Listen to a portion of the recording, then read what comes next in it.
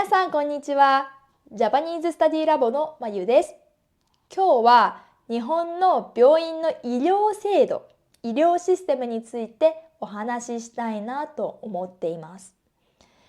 皆さんは病院に行ったらいくら医療費を払いますか？ 100% ですか？それとも2、30%？ 無料ですか？国によって全然システムが違うので、支払わなきゃいけない医療費っていうのは国によって全然違うと思います。日本の場合は大抵の人は病院に行ったらかかった病院代、医療費のうち 30% を払います。なので私も病院に行ったら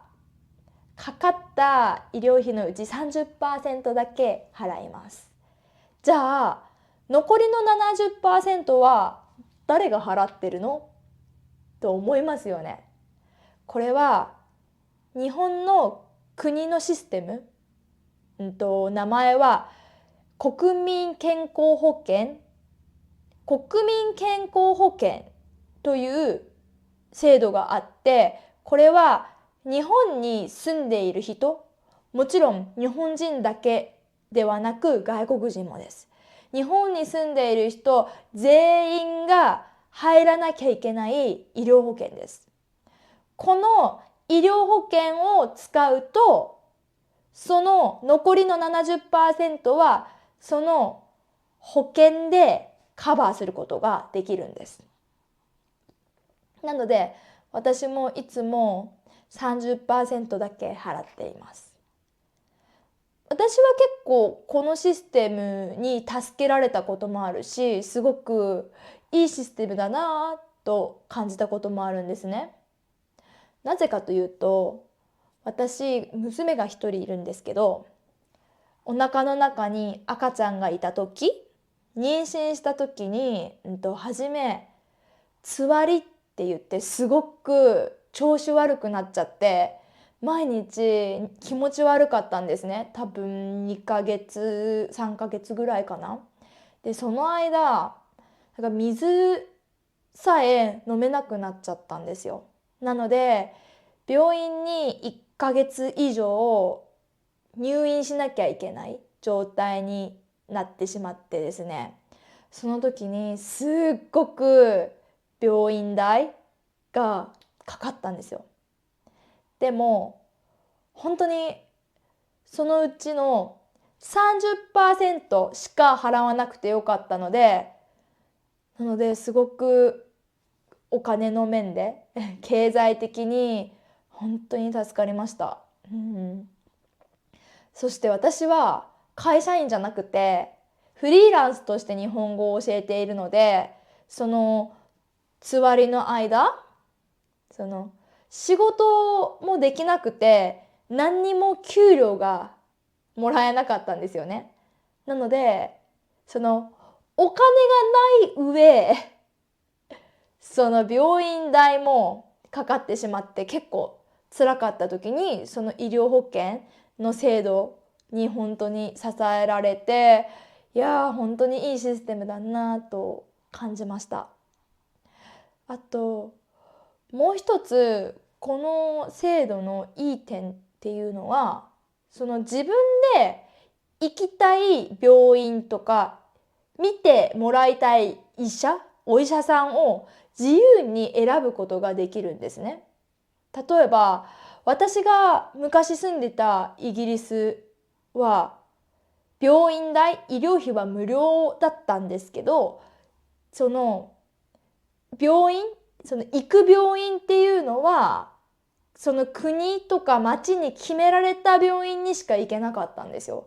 だから私立の病院にね行けるぐらいお金があるんならいいんですけど、普通にそういう公立とか国立の病院で見てもらいたい場合っていうのは自分で病院が選べなかったんですよね。でも日本のその国民健康保険のシステムっていうのは、その私立の病院とか公立国立国営とか、そういうこと関係なしに自分の行きたいところを自由に選んで予約して行くことができます。なので行く前にホームページとか SNS とか見て、その病院がね本当にいい病院なのかとか調べてから行く場合が多いので、結構そういう意味でも安心して病院で治療が受けられる、それもすごく私はいいシステムだなって感じています。でもいい点ばっかりじゃなくて、もちろんいろいろ問題点もあると思います。で、私さっきお腹に赤ちゃんがいて、初めすごくつわりで調子悪くなって大変だった、すごくお金がねかかったみたいな話をしたんですけど、反対に言えば妊娠していない限り私は基本的にとてもまだ健康だし、とっても元気なんですね。っていうのは、私はまだ30代前半なので、その病院に行く機会があんまりないんですよね。1年に多分2、3回とかしか行かないんですよね。でもその国民健康保険っていうのは無料で入ることのできる保険ではないんですね。必ず毎月決まった金額をその国民健康保険に払っています。で、払わなきゃいけない金額、値段っていうのは前の年にいくら稼いだか、いくら給料をもらったかによって決められるんですよね。なのでお金を稼げば稼ぐほど国民健康保険の金額っていうのも高くなってくるというシステムなんですね。なので毎月毎月決まった金額、はっきりとした金額は私のね給料が分かってしまうので言えないんですけど、数万円ですよね。その決まった数万円を毎月毎月払っていて結構高いんですよ。なんですけど病院に行く機会があんまりないので、もちろん保険代の方がもちろん私が病院に行って実際にかかっている金額よりはもちろん高いです。保険料結構払ってるので、金額が高いなっていう負担感は正直あります。あともう一つの問題点っていうのは、日本はお年寄りが多くて若者が少ない社会、少子高齢化社会なんですけれども、そうするとお年寄りの人たちってもちろん年を取ってくるのでね、病院にたくさん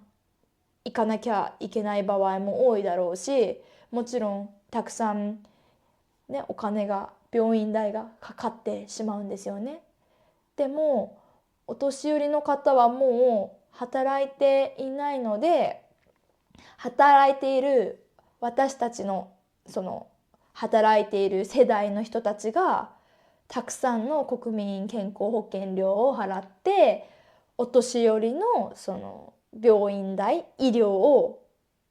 支える、手伝うという形のシステムなんですよね。なので国民健康保険料が毎年毎年高くなっているっていうのを感じます。なのでこれからもっと仕事を辞めて退職してお年寄りが増えていきますね。なのでお年寄りがこの日本の社会に増えれば増えるほど、若い人たちの国民健康保険料の支払いの金額っていうのは高くなっていきます。なので働いている若い世代の人たちにこれからちょっと大変になっていく、負担が大きくなっていくシステムなのかなと心配している部分もあります。私の場合は毎月毎月もちろん国民健康保険料を払っています。もちろん、これは国民の義務なのでもちろん毎月毎月払っています。でもその他に、民間の医療保険、カタカナで言えばプライベートの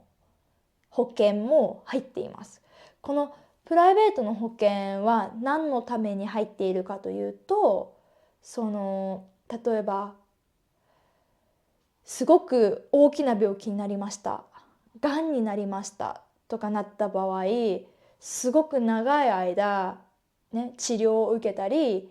病院に入院したりしなければいけないかもしれませんね。そんな風になった場合ももちろんその国民健康保険を使ってももちろん私たちが負担しなきゃいけないですよ。その国民健康保険を使っても30% はもちろん私たち自分で払わなきゃいけないので、その 30% の部分をちょっとでも安くするためにその民間のプライベートの保険も入っています。日本人はよく医療保険とか生命保険と言いますね。例えば私が病気になったらフリーランスなので全然給料がなくなってしまいます。なのでそういう時の給料を保証カバーしてくれる保険も入っているし、あとはがんとかで入院した時に個室、自分一人の部屋がもらえるように、そういういい部屋にもお金が払えるようにいろいろな保険に入っています。そうなので私の場合はその国民健康保険の他に生命保険も入って毎日安心して暮らせるようにしています。皆さんの国のその医療システム、保険のシステムはどんなシステムですか？ぜひぜひ教えてください。では今日も聞いてくれてどうもありがとうございました。またね。